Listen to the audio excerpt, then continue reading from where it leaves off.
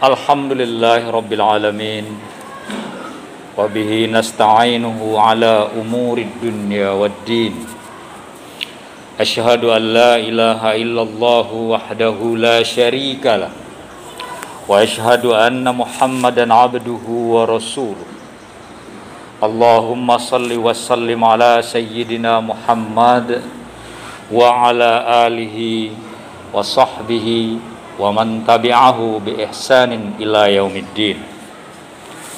Amma ba'd, faya ayyuhal hadirun, usikum wa iyaya bittaqwallah faqad fazal muttaqun. Qala Allah Ta'ala fi kitabihil karim, a'udzu billahi minasyaitonir rajim, bismillahirrahmanirrahim. Ya ayyuhalladzina amanu taqullaha haqqa tuqatih wa la tamutunna illa wa antum muslimun. Hadirin jemaah Jumat yang dirahmati Allah, puji syukur kita haturkan kehadirat Allah Subhanahu wa Ta'ala atas limpahan rahmat dan karunia-Nya kepada kita semua. Alhamdulillah, pada siang ini, pada Jumat terakhir di bulan Sya'ban ini, kita masih diberi kesempatan untuk hadir bersama-sama dalam rangka Qiyamul Jum'ah, hadiri dan melaksanakan fardu salat Jumat bersama. Semoga kehadiran kita ini adalah bagian dari takwaan kita kepada Allah Subhanahu wa Ta'ala, dan kita menjadi hamba-hambanya yang bertakwa dan menghadap Allah Subhanahu wa Ta'ala dalam keadaan husnul khatimah. Salawat dan salam tanpa pula kita haturkan pada junjungan kita Nabiullah Muhammad sallallahu alaihi wasallam. Mari kita umatnya senantiasa mengikuti sunnah-sunnah beliau, mengikuti ajaran beliau, menjadikan beliau sebagai tauladan, dan kita praktekkan dalam kehidupan kita ini. InsyaAllah atas kehendak Allah dan atas amal ibadah yang kita lakukan, kita bisa bersama beliau masuk ke surganya Allah Subhanahu wa Ta'ala. Hadirin jemaah Jumat yang dirahmati Allah, ya, tinggal menghitung jam, tinggal menghitung hari kita akan memasuki Ramadan di tahun 2022 ini. Sehingga tentu kita sudah membayangkan bagaimana besarnya harapan kita untuk dapat beribadah pada Allah, karena bulan Ramadan itu adalah bulan yang kita tunggu-tunggu. Ramadan bukan hanya sebagai bulan di mana kita berpuasa, tetapi bulan Ramadan, bulan yang suci ini, tempat kita mendulang pahala yang sebanyak-banyaknya. Sehingga perlu ada persiapan dan kesiapan kita untuk masuk ke bulan suci Ramadan tersebut. Adalah sebuah fakta di sebagian negara yang penduduknya banyak Islam, bahwa ketika Ramadan menjelang atau Ramadan sudah dimasuki, yang terjadi adalah konsumsi sangat tinggi terhadap makanan dan sandang. Harga-harga mulai meroket menjelang Ramadan. Kita mulai mengumpulkan begitu banyak makanan dan minuman yang enak-enak menurut kita, sehingga tidak mengherankan bahwa daya beli kita semakin meningkat di bulan Ramadan. Ini fakta. Kemudian juga kita lihat bahwa pusat-pusat perbelanjaan mulai ramai.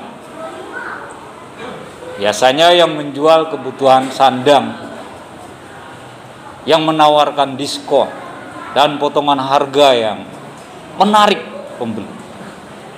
Awal Ramadan mungkin belum terlalu kelihatan, tapi nanti menjelang Idul Fitri atau akhir Ramadan, masjid lengang, tapi justru pusat perbelanjaan ramai.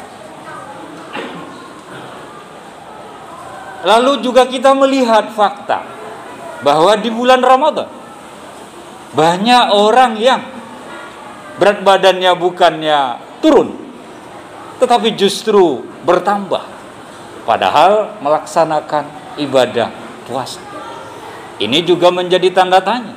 Mestinya kita kurus, turun berat badan bulan Ramadan, tetapi justru setelah Ramadan, bulan Syawal, pada mengeluh, BB saya, berat badan saya naik, dan segala macam. Ini beberapa fakta yang terjadi di sekitar kita. Apakah Ramadan itu konsumsi kita tinggi? Apakah pakaian dan sandang yang kita pakai itu semakin banyak di Ramadan ini? Apakah pusat perbelanjaan itu memang harus ramai di bulan Ramadan atau jelang Ramadan? Atau harus badan kita naik bobotnya ketika bulan Ramadan itu? Inilah yang mesti kita cermati.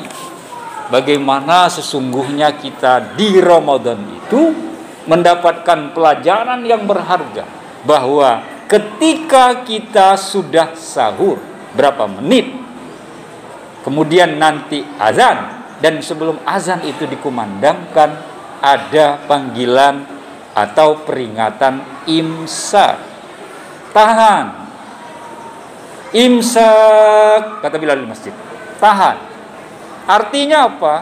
Ramadan itu sebenarnya makna esensialnya adalah menahan diri, mengendalikan diri agar kita tidak makan lagi, agar kita mengendalikan hawa nafsu kita, dan dalam skop yang lebih luas agar kita mampu mengendalikan diri kita untuk tidak berlebih-lebihan. Kita tahu Rasulullah Shallallahu Alaihi Wasallam ketika beliau berbuka itu dengan meminum air putih dan beberapa biji buah kurma untuk membatalkan puasanya. Apa yang terjadi pada kita umatnya? Minum itu tidak cukup satu macam, bahkan bermacam-macam. Makanan tidak lauknya tidak cukup 3 macam, bahkan bisa lebih banyak lagi. Padahal nanti dimakan sedikit ditinggal sia-sia.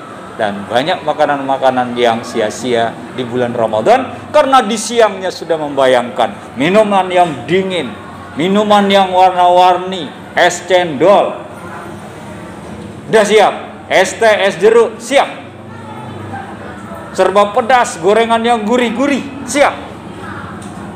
Padahal kita kalau esensi dari puasa itu adalah menahan diri, mengendalikan diri agar kita itu tidak berlebih-lebihan. Maka tidak mengherankan sembako harganya naik, telur harganya naik, apalagi minyak goreng yang sudah berbulan-bulan ini naik misalnya, menjadi keluhan bagi kita. Padahal itu berdampak. Apa dampaknya? Kita bisa melihat di bulan Ramadan kalau kita sholat Isya berjamaah, subuh berjamaah, tarawih berjamaah, banyak orang yang terdengar suara batuk, suara flu. Saudara teman kita yang mengeluh karena diare, makan terlalu pedas, perut kosong seharian langsung menyantap makanan yang pedas, gurih. Karena itu yang ditunggu-tunggu. Tidak menahan, tidak mengendalikan diri sebagaimana yang dianjurkan oleh Rasulullah. Kita seharian puasa, maka sebaiknya ketika kita berbuka, kita minum yang manis-manis untuk menetralisir gula darah kita. Dan perlahan-lahan, apalagi minum yang dingin, sangat tidak dianjurkan oleh dokter gizi. Apalagi makan yang pedas-pedas.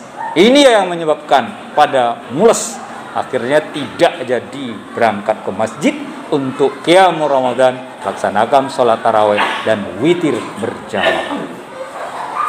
Hadirin jemaah Jumat yang dirahmati Allah, disinilah relasinya firman Allah dalam Al-Quran, dalam surat Al-A'raf ayat 31, di mana Allah mengatakan, Bismillahirrahmanirrahim, Ya Bani Adam, khuzu zinatakum inda kulli masjid, Wa kulu washrabu wa la tusrifu innahu la yuhibbul musrifin, kata Allah. Kita cermati ayat ini. Wahai anak cucu Adam, pakailah pakaianmu yang bagus pada setiap memasuki masjid. Makan dan minumlah, tetapi jangan berlebihan. Sungguh Allah tidak menyukai orang yang berlebih-lebihan. Bagus tidak harus mahal, bagus tidak harus banyak koleksi baju kita, tapi bagus, bersih, layak kita pakai di masjid, itu betul. Makan juga begitu. Kulu washrabu. Dalam ilmu nahwu sharaf itu fil amar, perintah. Al asru fil amri fil wujub. Kalau dalam kaidah usul fiqh, asal perintah itu wajib. Makan dan minum itu wajib. Karena kalau kita nggak makan dan minum itu, kita nggak sehat, nggak bisa hidup.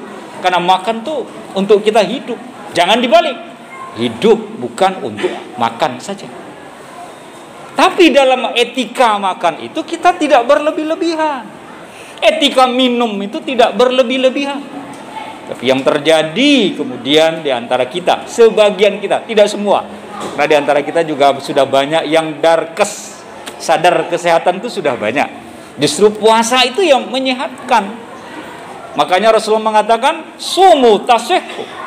Puasa kalian. Supaya apa? Supaya kalian sehat.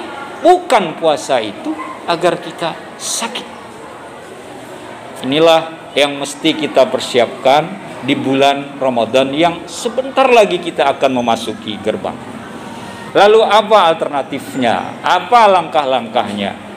Jelas, mari kita puasa bukan hanya menahan makan dan minum, tapi mengendalikan diri kita secara umum agar kita tidak berlebih-lebihan. Justru puasa itu kita hemat. Justru puasa itu kita sehat. Justru puasa itu konsumsi kita rendah. Bagaimana tidak? Kita biasanya makan 3 kali sehari. Di bulan Ramadan kita hanya sahur dan berbuka. Kalau dibiasakan tidak. Kita sarapan pagi, makan siang dan makan malam. Di Ramadan tidak. Maka mestinya kita tuh diet secara alami. Berat badan kita justru normal dan kita menjadi sehat. Makanlah secukupnya, jangan berlebihan supaya kita tidak obesitas di bulan Ramadan itu. Berat badan kita terkontrol. Puasa itu menyehatkan, bahkan menurut ahli gizi salah satu cara untuk menurunkan hipertensi, salah satu cara untuk menyembuhkan atau mengurangi sakit mah adalah puasa. Maka ini hikmah yang mestinya kita paham. Lalu yang ketiga, kita perbanyaklah bersodakoh. Kalau uang belanja kita yang 3 kali kita makan sehari, Ramadan menjadi 2 kali, kita sodakohkan. Karena sodakoh itu adalah amal ibadah yang kalau mayit itu kalau sudah dikubur lalu dia ingin hidup ke dunia ini, yang dia minta itu hanya satu. Kalau dia bisa hidup lagi ke dunia, apa? Bersodakoh. Maka jangan mengherankan kalau di masjid banyak sodakoh bulan Ramadan. Itu memang dalam rangka itu mengejar kemabrukan, mengejar kebesaran Ramadan, di mana bila kita melakukan satu amal, ibadahnya berlimpah. Hadirin jemaah Jumat yang dirahmati Allah, Rasulullah mengatakan dalam sebuah hadisnya, kulu wa tasaddaqu wal basu fi ghairi israfin wala makhila. Hadis diriwayatkan oleh Imam Nasai. Kata beliau, makanlah kalian, bersedekahlah kalian, dan berpakaianlah kalian dengan tidak berlebihan dan tidak angkuh. Sudah cukup saya jelaskan tadi di atas bagaimana kesederhanaan itu di bulan Ramadan bisa kita terapkan. Ibadah justru meningkat, tapi hidup kita tetap sederhana dan tetap sehat sehingga tidak berlebih-lebihan. Semoga ada manfaatnya. Barakallahu li wa lakum fil Qur'anil Karim wa nafa'ani wa iyyakum bima fihi minal ayati wa dzikril hakim. Taqabbal minni wa minkum tilawatahu innahu huwal ghafurur rahim.